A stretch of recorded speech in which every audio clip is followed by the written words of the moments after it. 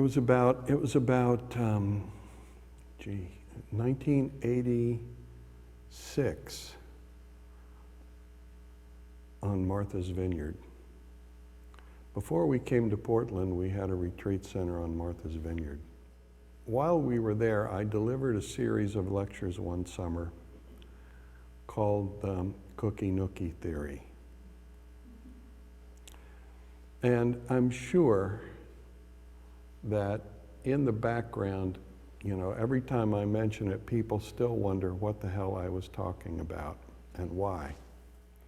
And the reason I'm telling you this is because I read a book in the last week by a man named Donald Hoffman, who wrote a book called The Case Against Reality, in which Donald Hoffman does a scientific upgrade on my Cookie Nookie theory, bringing in, instead of, cellular biology and neurophysiology and spirituality that I talked about, Donald Hoffman brings in quantum physics and game theory and neurobiology and a few other things that I've never heard of, but including, his experience as a very extremely high-level computer programmer who started his career, programming a fighter pilot simulations for the Air Force and graphic displays.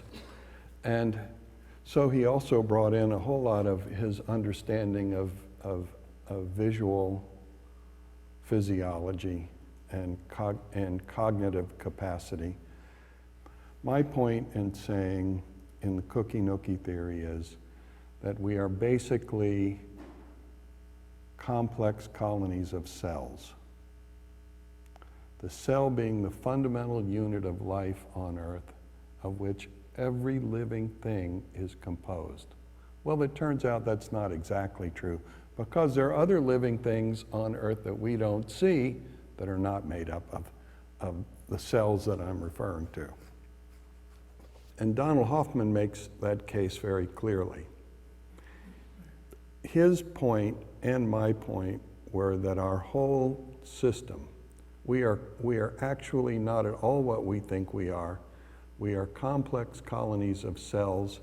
All of the thoughts and feelings that we have within ourselves are actually, the struggle between those many colonies of cells for resources and for balance among themselves. And Donald Hoffman's point is that, and the Cookie Nookie theory is, all of this cellular biology and all of our visual and cognitive capacity is organized not for truth. We have not evolved to see the truth. We are not even to see, what is really going on around us. We have evolved to survive.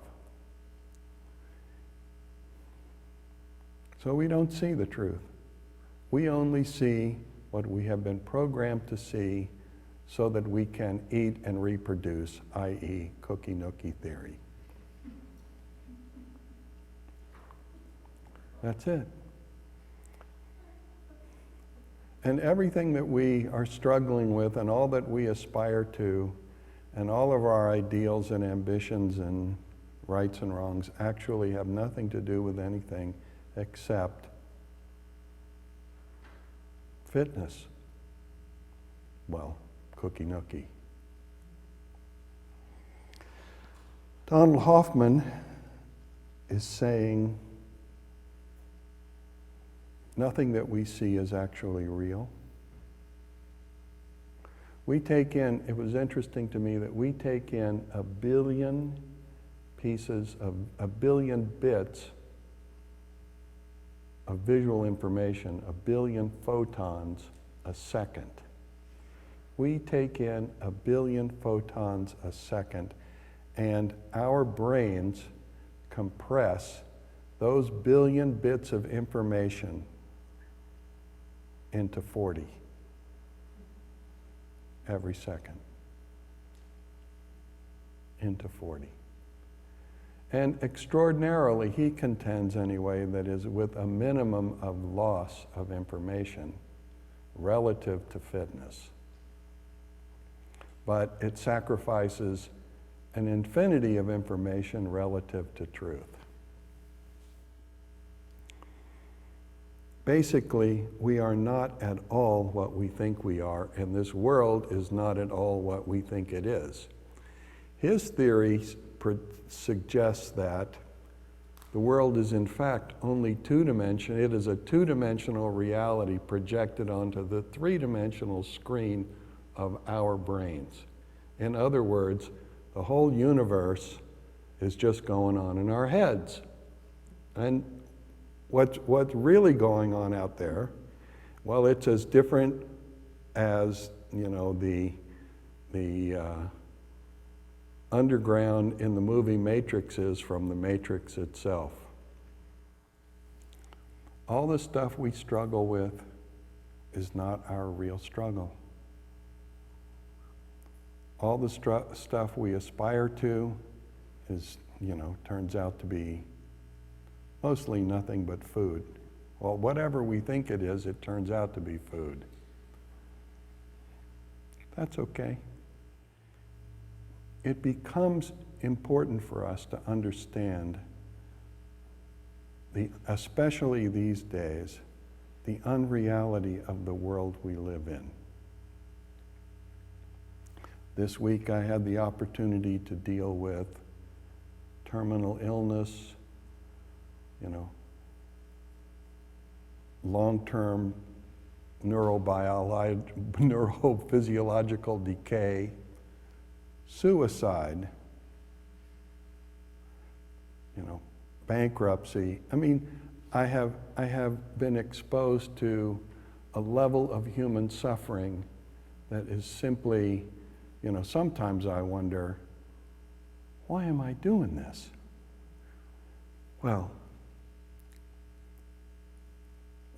and I've also said, the best thing about me and the worst thing about me are the same thing about me. I care, Linda. And true of a lot of us. It's the best thing and the worst thing, we care. This world that we live in is unreal. And we have one reality that we can actually do anything about at all. And that is bringing our awareness first into our bodies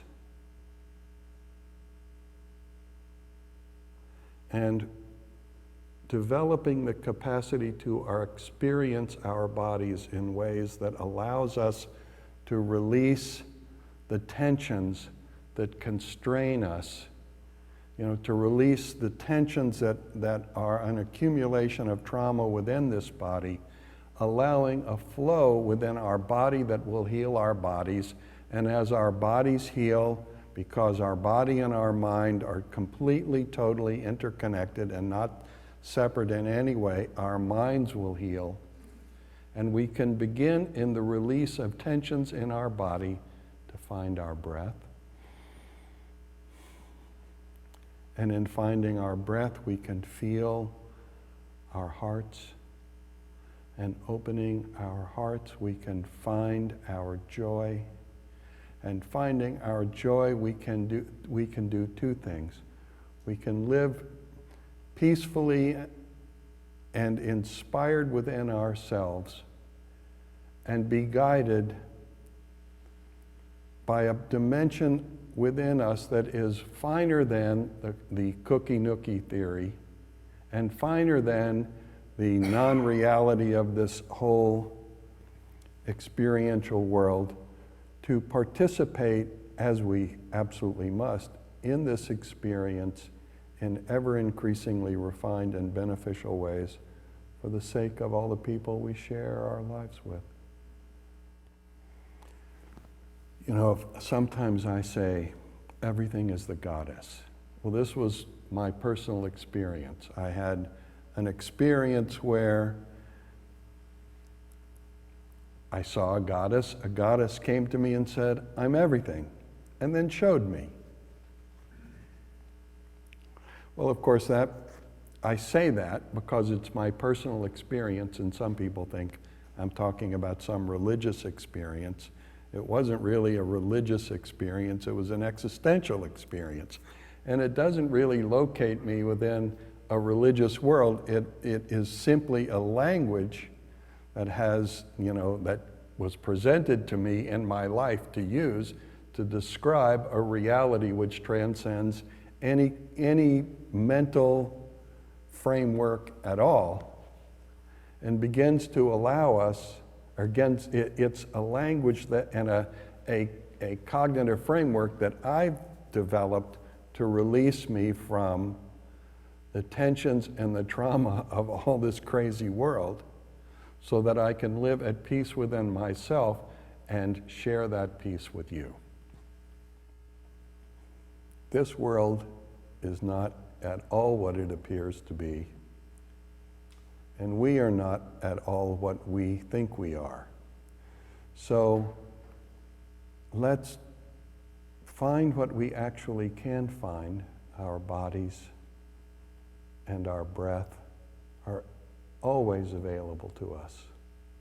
And finding our bodies and our breath, let's discover and feel into our hearts and find the joy that as it starts to move within us and brings peace to our bodies and our minds, reveals to us the unimaginable abundance that we call love, and the unimaginable possibility that we call enlightenment and liberation. And living in that extraordinary state, all of our actions become beneficial. We don't always understand the benefit, but it can't be otherwise. The second worst thing about me has always been that I'm curious. And the second worst thing about anybody with a brain, because the first worst thing is always that we care. The second thing is we're curious, and that curiosity always looks behind the reality, the apparent reality that we are confronting. It always looks behind. What's really going on here? And of course, most of the people on earth just simply don't have the energy or the resources to deal with that question. What's really going on? It's too upsetting to discover what's really going on, and too intellectually and emotionally challenging. And so when you are curious and you care, when you are care and you are curious, you are always going to have a bunch of people who are pissed off at you. And I dealt with that this week as well.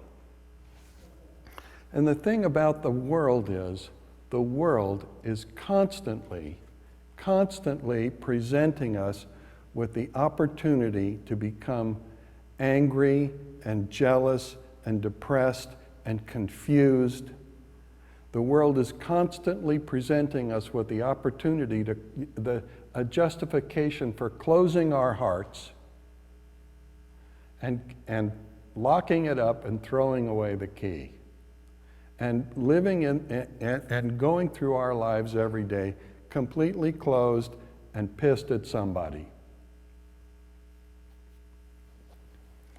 But if we are going to ever live in this world with any sense of meaning or derive any value from the experience, it is essential for us that we look beyond the superficial, what's going on here, to discover, the reality, which is far more, in a way, far more disturbing than anything the world could ever throw at us. But, by relating in the simplest sense, holding our awareness in our bodies and our breath and our hearts, and bringing to our day a sense of caring and curiosity and joy.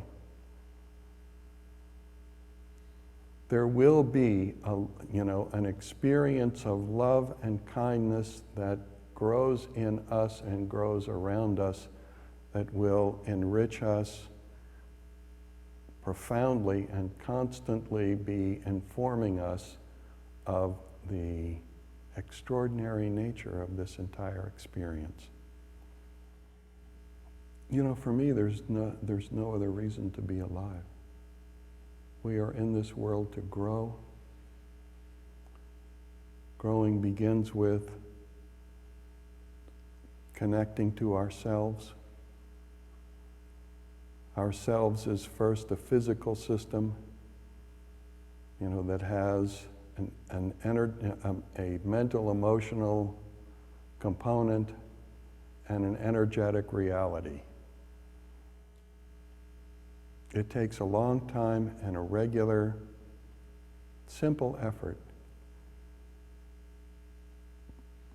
to find that energetic reality and live from it. And doing so will present an abundance in your life that is so profoundly beyond anything material. And I wish that for all of you. Namaste.